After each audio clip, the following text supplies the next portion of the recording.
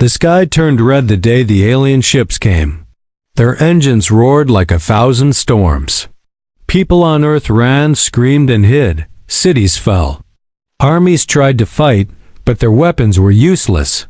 The aliens were not just strong, they were huge, towering over buildings, walking like gods. No one knew where they came from, only that they were angry. And they wanted control. Captain Ryan Hawley stood near the burning edge of what used to be Fort Orion. The base was destroyed in minutes. He had lost his team, his friends. Only he remained. His uniform was torn, face covered in ash, and he held a damaged pulse rifle with shaking hands. But still, he didn't run. He had heard stories from other survivors, whispers of alien warriors. So tall they could crush a tank with 1 foot. They called them the Titans. And there was one among them different from the rest. A female, 12 feet tall, skin glowing like twilight, eyes bright red like twin suns. They said she didn't kill like the others. She watched. She studied. And some even said she spared people. Ryan didn't believe in stories. But when the ground trembled behind him and the air felt heavy with something not human, he turned around slowly. There she was. Her presence froze time. The alien girl was massive, her long white hair braided and shining under the light of fires around them. Her body shimmered with smooth violet skin, and she wore beautiful royal armor with glowing red stones. Her eyes locked with his. They didn't burn with rage. They shimmered with something else. Curiosity? Pain? Ryan raised his rifle out of instinct, but didn't fire. She slowly moved closer, kneeling down, her giant form graceful and calm. Dust swirled around her as her knees touched the ground. Ryan's heart pounded in his chest, louder than any explosion he had faced before. Her hand, larger than his head, reached out, not to crush him, but to gently touch the side of his face. Her fingers were warm, soft. He didn't move. Couldn't speak. In a strange, soft voice that echoed deep within his mind, she spoke. The words were not in English, but somehow he understood them. Why do you fear me? She asked. Ryan swallowed hard. Because your kind killed millions. Her red eyes softened. I did not come here to kill. I came here to understand, to learn if love could exist between enemies. Ryan's breath caught in his throat. What are you talking about? He asked. Her head tilted, studying him. You are different from the others. You don't run. You don't scream. You look at me like I am real. Do you hate me? He didn't know what to say. His heart screamed yes. His soul whispered no. The woman before him was supposed to be a monster, but she knelt before him like someone who had lost everything, like someone asking for a chance. Then, softly, almost like a plea, she said, "Could someone like you ever love someone like me?"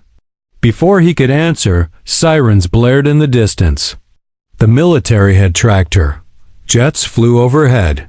Missiles locked on. She looked up, then back at him. For the first time, fear filled her eyes.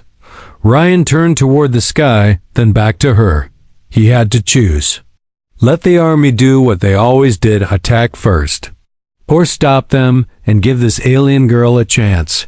Everything he knew about war, about enemies, about survival. It didn't prepare him for this moment.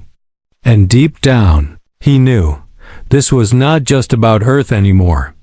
This was the start of something bigger, something that could change everything. The jets were getting closer. Ryan could hear them screaming through the sky, slicing the air above with their sharp wings. Red lights blinked from their undersides, missiles ready to fire. The alien girl, 12 feet tall, glowing in the fading sunlight, looked up at them with wide eyes. She didn't run. She didn't hide. She simply stayed there, kneeling, her hand still gently touching Ryan's face. As if waiting to be judged. He had seconds to act. Ryan pulled his radio from his belt and shouted into it. Hold your fire. Stand down. I repeat, stand down. She's not hostile. The radio crackled. Captain Hawley? You're alive? What's your location? There's no time, just listen. She's not attacking. She hasn't hurt anyone. You fire on her. You start a war we can't win. The answer didn't come fast enough. Ryan saw the missiles fall. He moved fast. Faster than he ever had before. He grabbed the alien girl's hand and yelled, "Move!" She blinked, surprised, but followed. Her giant body shifted with grace as she picked Ryan up with one arm like he weighed nothing. She leapt across the broken ruins, her feet slamming the ground as explosions hit behind them. Fire swallowed the place where she had been kneeling just seconds ago. Ryan coughed from the smoke as she ducked into an old stone structure nearby, a crumbled temple left from before the war. It was quiet inside, dark. Safe for now, she set him down gently. Her fingers brushed his shoulder, checking to see if he was hurt. I'm fine, he gasped. Why didn't you run? I didn't want to scare you, she said softly. You already feared me. I didn't want to become a nightmare. Ryan sat down on the cold floor. He looked at her again, really looked. Her face wasn't cruel. It was strong, but sad. Her red eyes didn't glow with power. They shimmered with questions. You could have killed me back there, he said. You could have smashed me like a bug. I could have, she agreed, sitting down beside him. Her massive form filled the space. But I didn't come to destroy. I came to learn. He rubbed his eyes. Learn what? She looked away, almost shy. If humans can see us as more than monsters, if you can see me as something else. He hesitated. Something else like, what? She turned her head slowly toward him, like someone who could be loved. The silence between them grew heavy. He couldn't lie. His heart had raced the moment she touched him. Her beauty was unlike anything he had seen. But it wasn't just her face, her body, or her glowing skin. It was the way she looked at him, not like a soldier, not like a weapon, but like a person, a being desperate to be seen, to be understood. My name is Ryan, he finally said. She smiled gently. My name is Lyra. Lyra, the name echoed in his mind like music. Where are you from? He asked. She looked up at the ceiling. Far from here. A world of light and sky. But it's gone now. Burned. Taken by others stronger than us. My people fled. We were broken. Some of us turned violent. I didn't want to be like them. Ryan nodded slowly. So, you're a refugee. I'm a survivor, she said. But more than that, I'm someone who wants to believe love can cross the stars. Ryan didn't know how to answer that. He barely knew how to deal with feelings on Earth. But this was something else entirely. Outside, the world still burned. More soldiers would come. More missiles.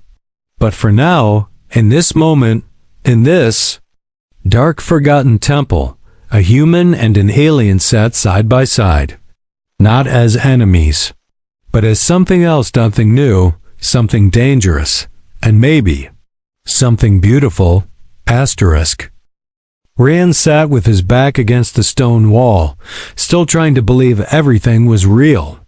The world outside was at war, but here in this quiet space, a 12-foot alien girl sat beside him like a gentle giant from a dream.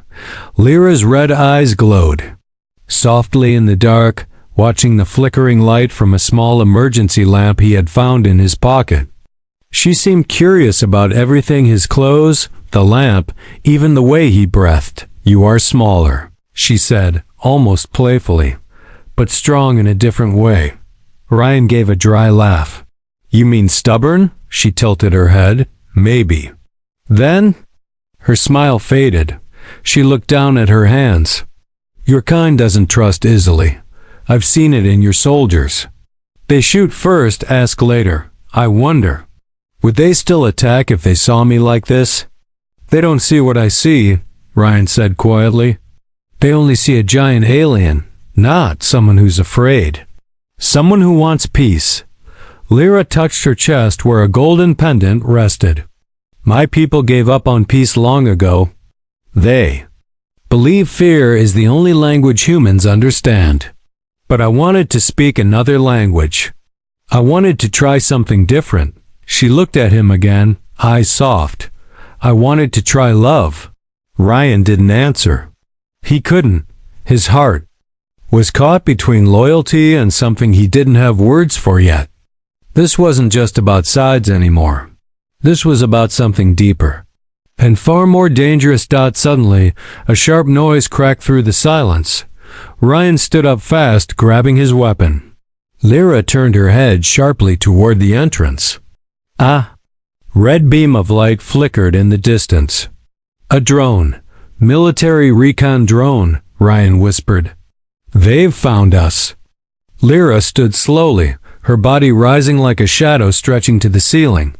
I will go. No, Ryan said. If they see you first, they'll fire without asking. Then what do you suggest? She asked, calm but tense. He looked around. Thinking fast. There's a tunnel beneath this place. An old supply route. I used it once before. We'll sneak out through it and reach the forest. She nodded. Lead the way. The tunnel was narrow for her. She had to bend and crawl, but she never complained. Ryan watched her struggle quietly, amazed by her patience. She was a being who could break through mountains if she wanted to. But she followed him with trust, like a soldier follows a guide. After nearly half an hour of crawling through dirt and old concrete, they reached the forest's edge. It was night now. Cold wind blew through the trees. Ryan checked the sky, no drones. They were safe. For now, Lyra sat beside a tree, her large frame almost blending into the darkness. Ryan started a small fire using old training gear. The flames danced quietly, and for a while neither of them spoke. Then she said, Do you have someone back home? Ryan shook his head. I did, long time ago. Before the war, she left when I changed. Changed how? When I saw what war really does, what it turns people into. I wasn't the same man anymore. Lyra looked at the fire. Maybe that's why I found you. Maybe I was looking for someone broken. Like me. He looked at her, surprised by how vulnerable her voice sounded. I don't think you're broken, he said. She looked at him then.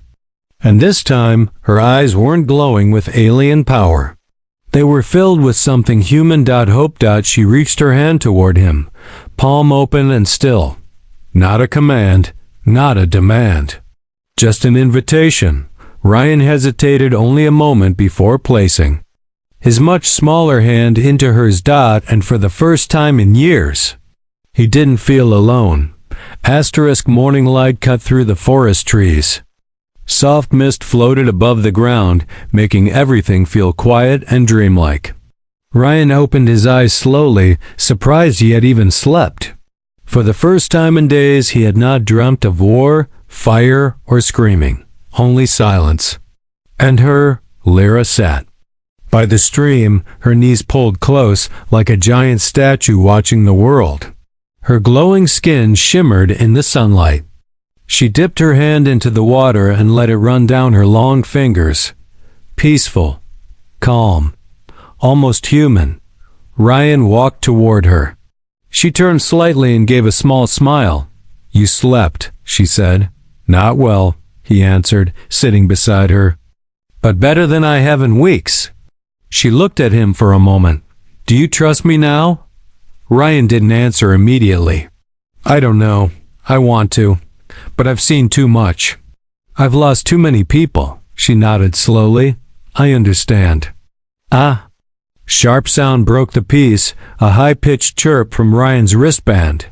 He tapped it quickly and frowned. Satellite scan picked something up, he said.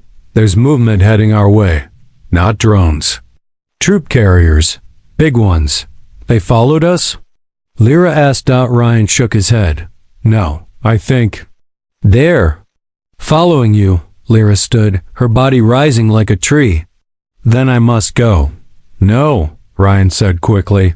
That's what they want. You run, they chase. You fight, they fire. Then what should I do? Ryan's mind raced. He looked around the forest, then down at the ground.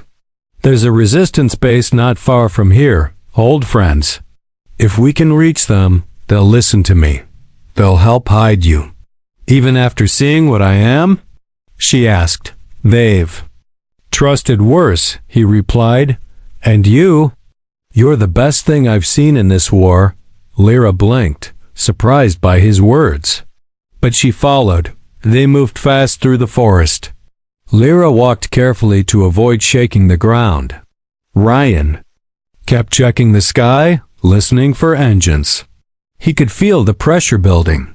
The army was closing in, and they were running out of places to hide. By midday, they reached the hidden entrance to an old mining facility.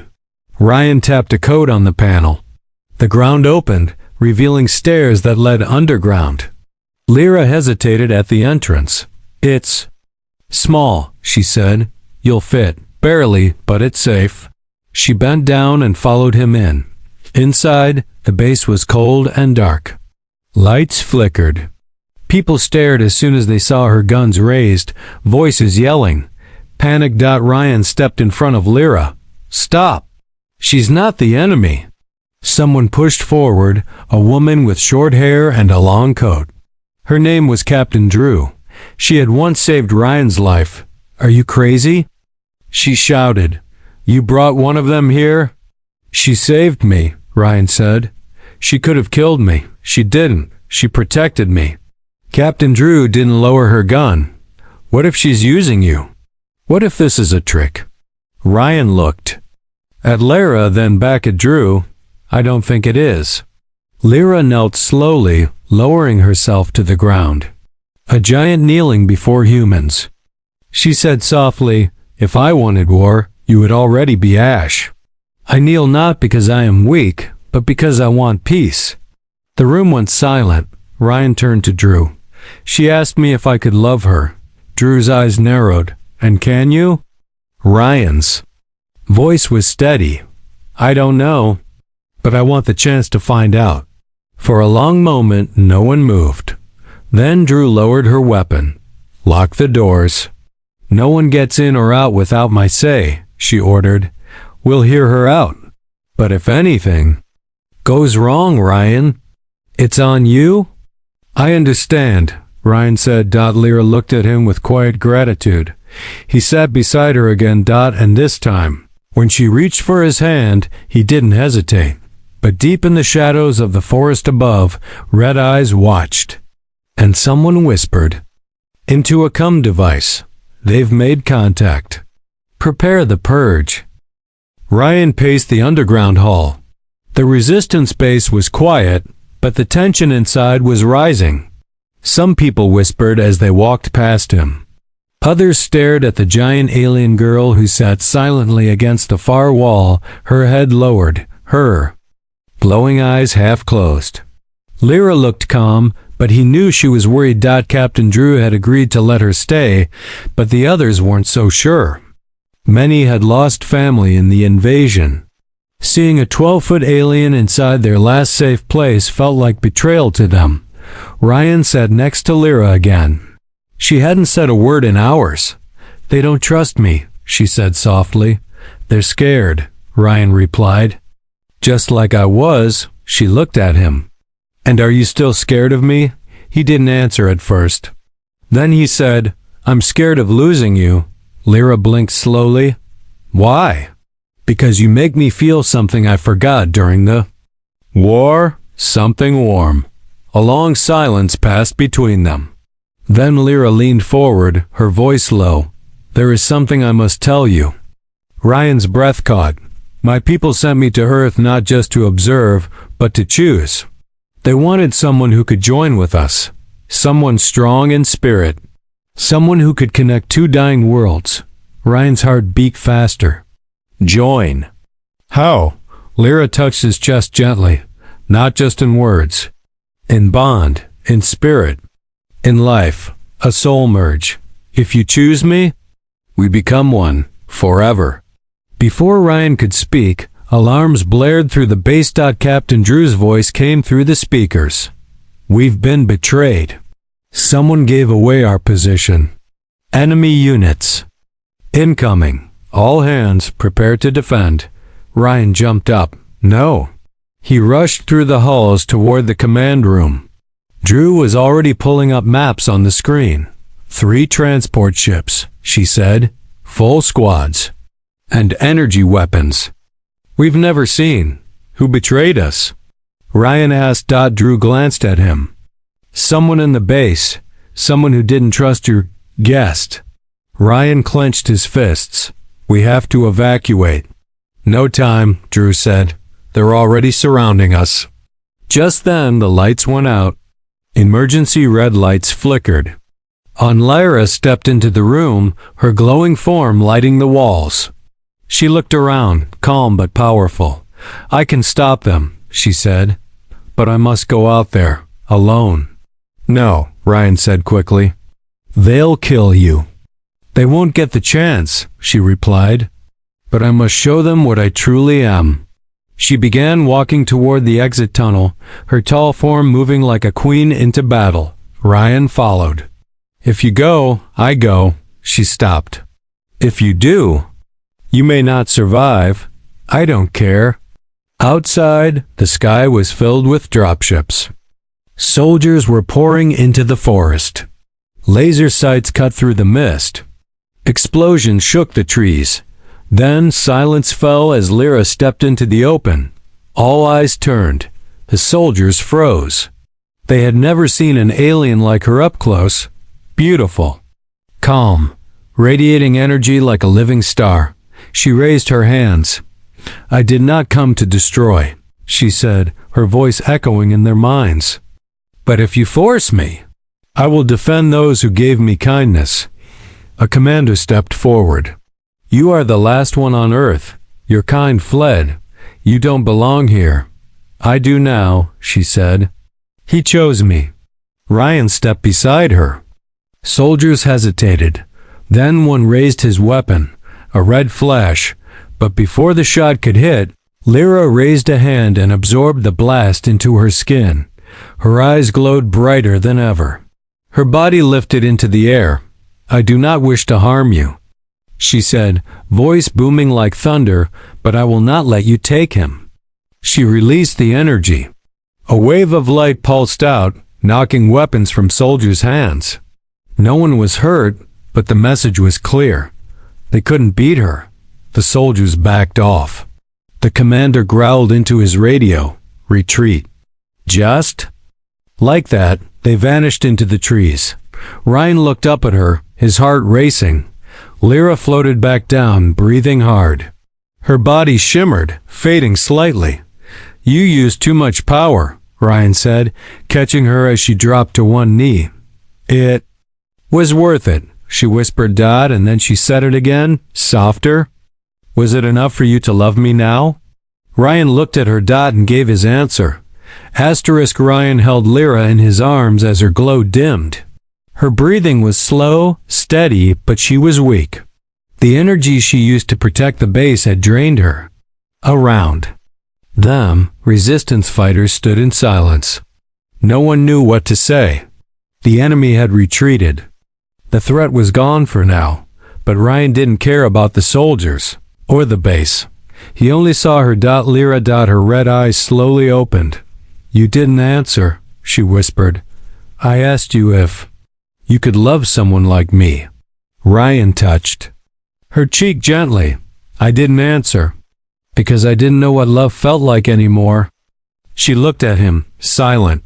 But then you showed me, he continued, not with words, not with promises, but by kneeling when you didn't have to, by protecting people who feared you, by choosing peace in a world full of war.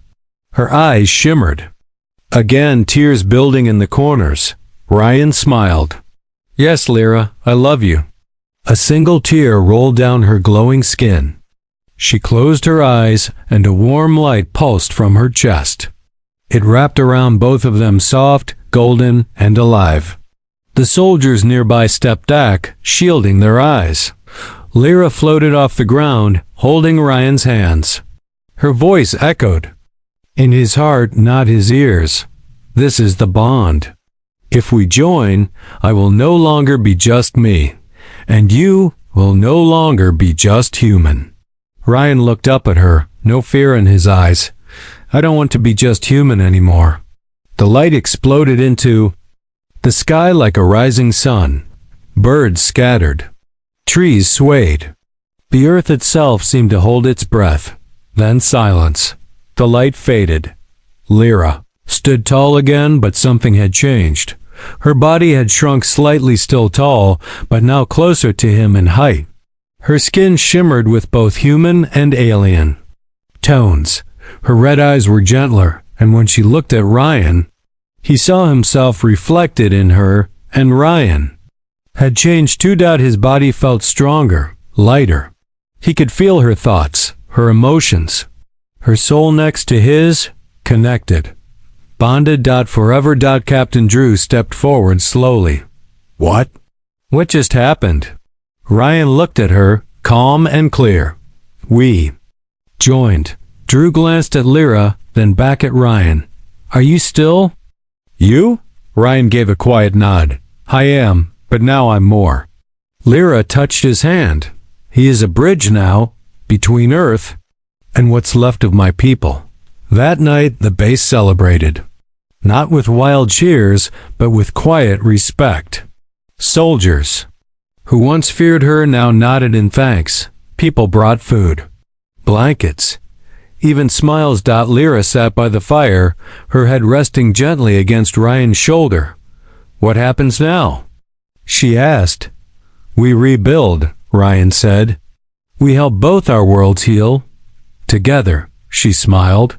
And will they let us? Ryan looked at the stars above. They'll have to. Because if love can survive this war, then maybe we all can. She leaned closer and whispered, You gave me something no one else ever did. What's that? Hope.